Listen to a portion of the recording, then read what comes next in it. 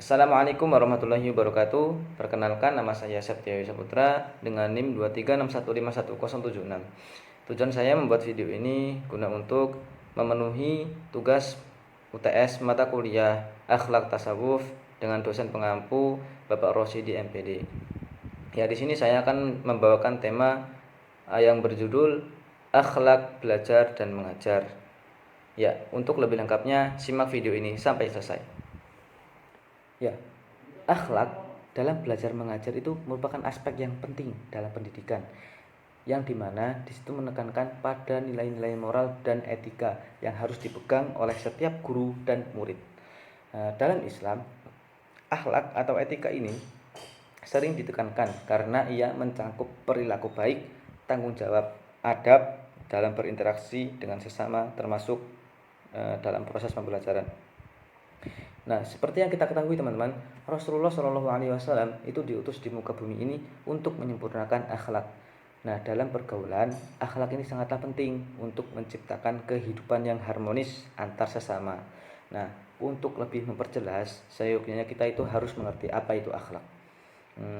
Adapun pengertian akhlak dari segi bahasa itu berasal dari bahasa Arab yang merupakan jamak dari kata kholaqa yang berarti tabiat atau budi pekerti.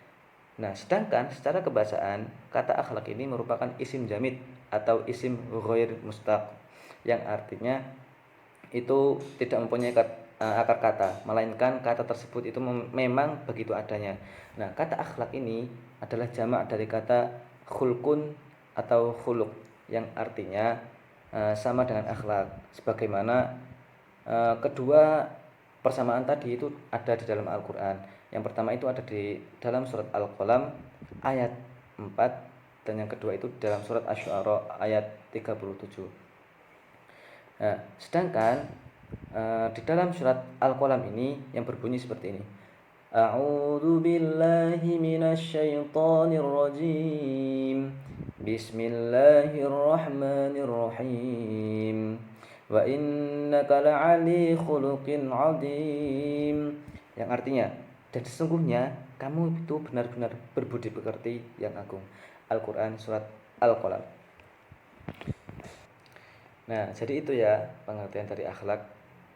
Nah, adapun akhlak yang harus diterapkan saat kita menjadi seorang murid atau menjadi seorang pelajar, kita itu diwajibkan atau diharuskan memegang dua.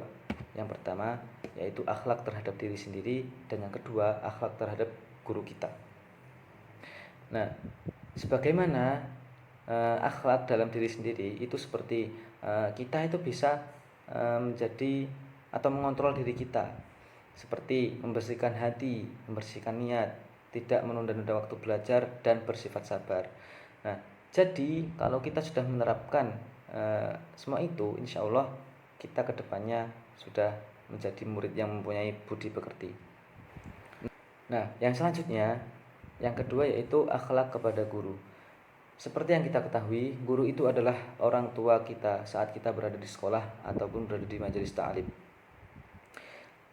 Jadi sewajarnya kalau kita menjadi seorang murid itu harus ta'zim kepadanya dan hormat kepadanya. Seperti kita itu harus mengikuti dan taat terhadap guru dalam segala hal dan tidak melanggar nasihat-nasihat dan aturan-aturan yang sudah guru itu perbuat. Sopan, kita harus berbicara terhadap beliau atau guru kita dengan menggunakan nada yang tidak lebih keras darinya, dan menunduk ketika berjalan di depannya. Dan itu sudah selayaknya harus kita lakukan sebagai pelajar atau seorang murid. Nah, terus hendaknya murid itu mengetahui kewajibannya sebagai seorang guru dan tidak pernah melupakan jasa-jasanya dan kemuliaannya, serta selalu mendoakan kepada gurunya itu yang baik ketika beliau masih hidup atau setelah meninggal dunia. Nah, jadi itu ya dua prinsip yang harus dipegang oleh seorang murid. Nah, tetapi tidak seorang murid saja yang harus hormat terhadap guru. Ternyata guru itu juga harus mempunyai rasa takdim kepada muridnya. Nah, yang pertama, guru itu harus bergaul dengan murid atau mengakrabi murid tersebut dengan penuh kasih sayang, atau menyayangi murid kita dengan penuh yang kasih sayang. Nah, bersabar atas perilaku murid yang tidak baik.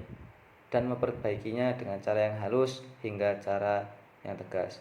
Nah, di sini dengan cara yang halus dan cara yang tegas itu mungkin kalau murid kita tidak bisa disampaikan dengan cara yang halus, itu kita terpaksa harus menggunakan cara yang tegas. Nah, terus guru itu senantiasa mendekatkan diri kepada Allah, bersikap tenang dan mencontohkan yang baik kepada muridnya. Nah, terus yang ketiga, yaitu guru haruslah senantiasa membina murid-muridnya dengan memberikan latihan-latihan yang bersifat membantu, selalu memperhatikan kemampuannya dan tidak memperlakukannya pilih kasih atau membeda-bedakan antara murid satu dan murid yang lainnya. Ya, mungkin itu yang dapat saya sampaikan. Semoga video ini bisa membawa berkah untuk kita semua dan bisa membawa ilmu untuk kalian semua. Nah, kurang lebihnya saya mohon maaf. Saya akhiri. Wallahul muwaffiq ila aqwamit thoriq. Wassalamualaikum warahmatullahi wabarakatuh.